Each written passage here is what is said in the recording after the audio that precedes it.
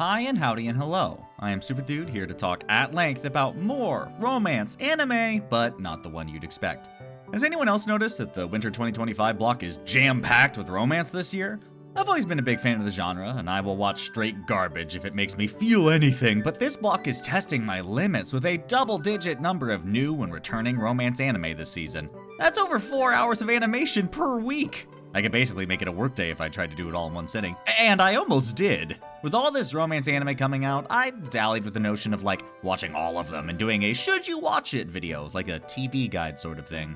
But once I watched a single show that I truly didn't like, I said, you know what, why am I putting myself through this? And the project was over as soon as it started. If that sounds like something y'all would actually be interested in, let me know and maybe I'll do this in the future. But again, that's not what this video is about. I'm talking about last season's anime, a late autumn romantic drama with light comedy that I unexpectedly adored and I have to tell you guys about. And no, it's not Dandadan. I said unexpected, and everyone has given Space Dandy Dan its flowers. Even among anime fans, shout out to Lextorius' Discord, I was one of the only people banging the drum for the anime on the thumbnail. So here I am, banging the drum again, this time for you folks. But first, some background. In my very first video talking about anime, I focused hard on shonen and seinen anime romantic comedies. And one of the gripes I mentioned a little offhandedly is how this, let's call it lurid depiction of minors in the seinen shows could be easily remedied if we just took these characters out of high school and put them into college. Simple, and it gets rid of the EWE factor from what I'm told is American sensibilities. Now, there's a lot of debate and argument to be had on that take, and I'm not trying to start another fight in these comments, I promise. I'm just repeating it because one of the friendlier counters people gave to that was, well, why don't you watch anime romance about adults then? And specifically pointed me towards Wotakoi, Love is Hard for Otaku, as an example of explicitly adult characters falling in love. So I did.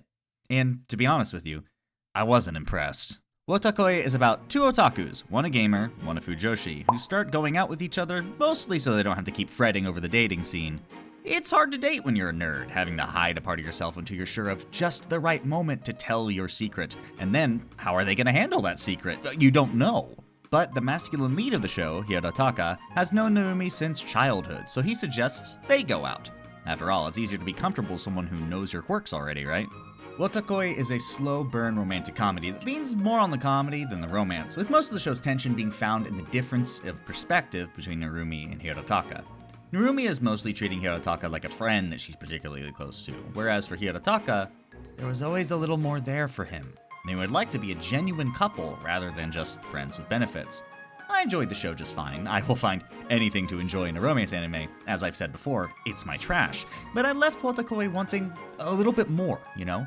These characters aren't really any different from the sort we'd find in the school setting, which made me realize that it ain't that simple, is it?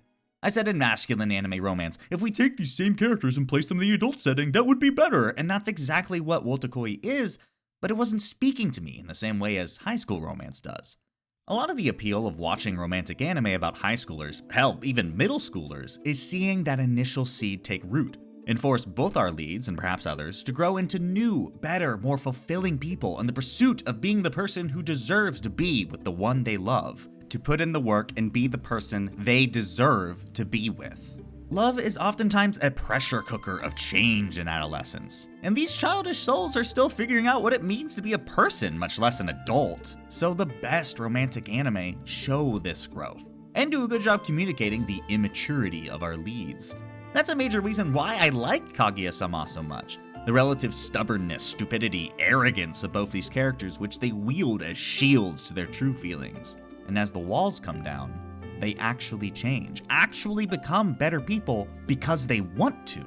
They want to be together, and if you love someone, you want to be the best person you can be for them.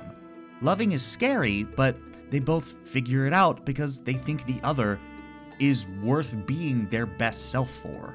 They want to be their best selves for that. Sorry, I got distracted thinking about Kaguya. Let's get back to Wotakoi. In summation, teenage romance understands the setting, how these high schoolers are standing between adulthood and being true children, and learning to become less selfish, fully realized people is part of the charm. It reminds you of that time in your life, as if you're experiencing it all over again. Or at least that's one reason why you might not watch. I'm not saying every time I watch anime, I'm going, to be 16 again. No, my high school was not swell for me the entire time, gang. Shout out to asexuals and aromantics and all the other people who watch for less vicarious reasons. I know you're out there. Love you. Adult romantic characters are bringing entire other conflicts and considerations to the table. And while I liked Wotakoi a lot, it doesn't really explore a lot of those things, you know? Wotakoi's plot necessitates them being adults, but they don't act meaningfully different from teenagers, perhaps because they're still gamers and the social stigma around that, but it does mean they behave like any other high school romantic duo. The consequences of their jobs, their differing lives, money stresses, and all that don't factor into the story of Wotakoi. That's probably for the best. Something that I must remind myself, and is good advice for any aspiring critic: criticize a piece for what it is, not what it isn't. But what I discovered after watching Wotakoi was that I was pickier than I thought at the start, and the band-aid solution I threw out there didn't in fact make the perfect romance anime simply by being about adults. Writing a story about romance where the adult perspective is considered and catered to isn't easy. Writing isn't easy, and it was wrong of me to imply that so casually. It was a flippant remark on my part, and I'm sorry for that.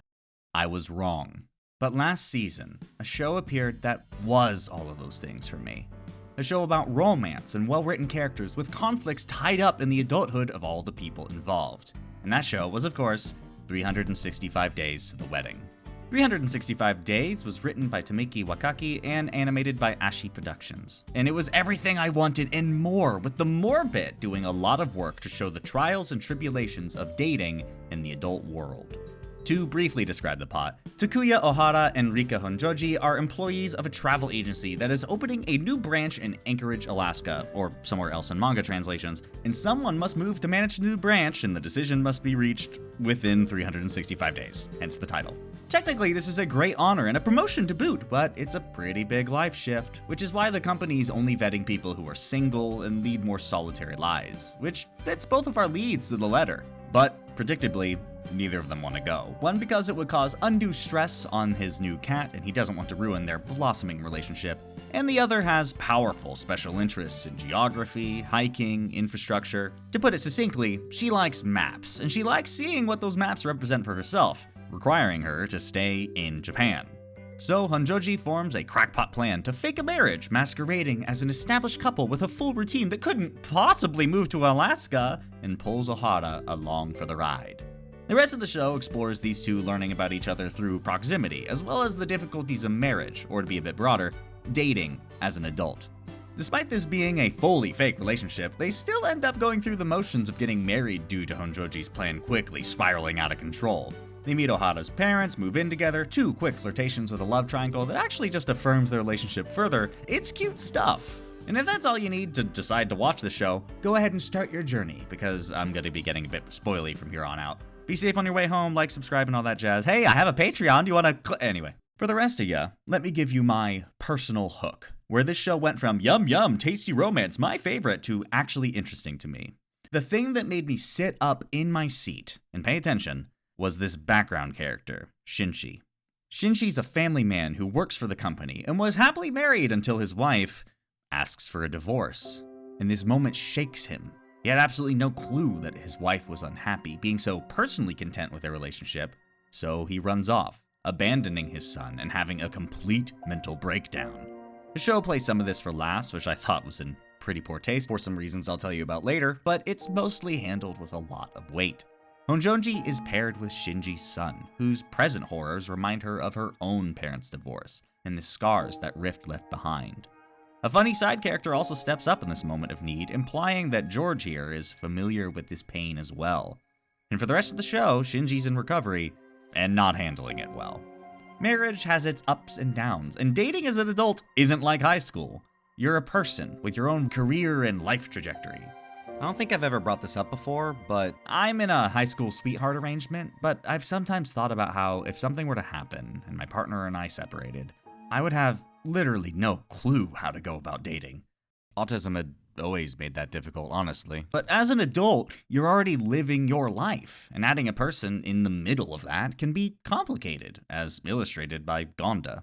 Episode 8 centers Gonda as he gets to know an otaku friend of his, Kaori. Kaori is a pretty lady, and she and Gonda have loads of fun talking about idol groups together. But when Gonda catches feelings and springs a proposal on her, she decides to reveal who she really is to Gonda. A single mother, working hard to take care of her son. She reveals this to Gonda with a presentation that makes it clear he isn't the first person who's asked her this sort of question. The tired expression, the polite smile afterward, and she's no stranger to his response either. Men choking under the pressure of a child that isn't theirs.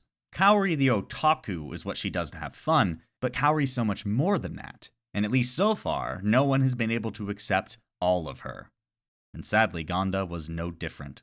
The moment things got complicated, he was second-guessing himself, and he feels terrible shame for that choice afterwards. He thought it was love, but it was infatuation based on an uncomplicated view of another person. And he hates that he hurt her with that. Which is honestly a little uplifting. It's good that Gonda recognized his mistake. Perhaps he will learn from it. These two relationships surround and challenge our leading duo by demonstrating the totality of people.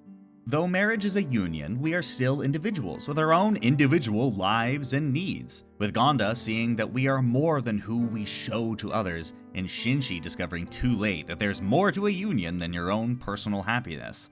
Though I'm willing to bet he hasn't learned that lesson yet. Through learning from others and their challenges, this opens up Ohara to the world of Honjoji, a very internal woman with her own interests and hobbies that she has, as of yet, never shared with anyone. And he thinks they're amazing. He thinks she's amazing. He loves learning more about her, and she's mostly hostile to this at first because love wasn't a part of her plan. But she warms up to him after spending most of the show holding everyone at arm's length. The issue with being a child of divorce is, like most trauma, it never leaves you. Before your teen years start in earnest, your parents might as well be gods. Sure, they can be annoying, you may not like or understand their orders, hell, they might be literally bad people, but at least at first, you still love them, without a doubt. But divorce breaks that assumption. Depending on how young you are, it is the moment you see them turn into people, and it almost certainly ruins your perspective on love. Honjoji is a child of divorce, and spends a lot of the show unpacking those buried feelings, and learning to overcome them and trust Ohara. And as someone with the same childhood tragedy, that really resonated with me. I cried during the divorce episode, and I'm pretty sure that wasn't the goal, but, it got me. I've been through this, and it was cathartic for me to experience that again in an anime, both from the perspective of the son and Honjoji. The pain and confusion at your parents' fallibility, and what that experience leaves you with later in life. And also, of course, Honjoji is so autistic, it's not even funny. Special interests, very resistant to change, emotionally stunted, yet prone to emotional outbursts in unexpected situations. In the final episode, there's a moment where she's just having the best time in the world info dumping to Ohara for hours and hours, which I thought was just the cutest goddamn thing I've ever seen.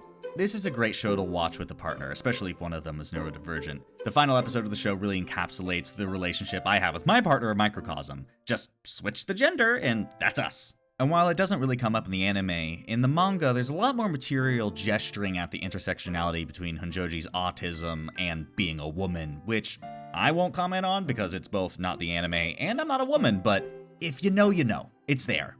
Moving on to the final episode, this season ends in a very final way. I would be very surprised if there was ever an announcement for a second season. But it only adapted a little less than half of the manga, and it left a lot of delightful dangling threads behind if you're curious.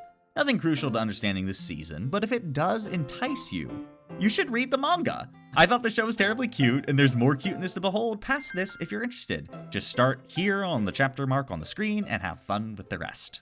Finally, after the original manga was fully complete, Tamiki wrote a little bit on the difficulties of creating a story about such normal characters, about how the story had gone through multiple revisions with larger-than-life versions of these people before settling into these subdued depictions. And that's probably the best description of this show and manga. It's slow, it's quiet, the jokes and reactions are always rather quaint, which is the entire point. This is a show about adults falling in love. True, their situation is very bizarre, but these aren't wacky, larger-than-life characters. They're humans, figuring out what it means to live and learn from each other, and what exactly it means to fold an entire other person's world into your own. Shinji and Gonda are words of warning to our leads, to always consider your partner's needs as well as your own, and understand that they're their own person. with multiple decades of living before they ever met you. And there's never any big moment for these two. There isn't some Cinderella ballroom scene where they all comes together and they discover they're in love, but that's also realistic.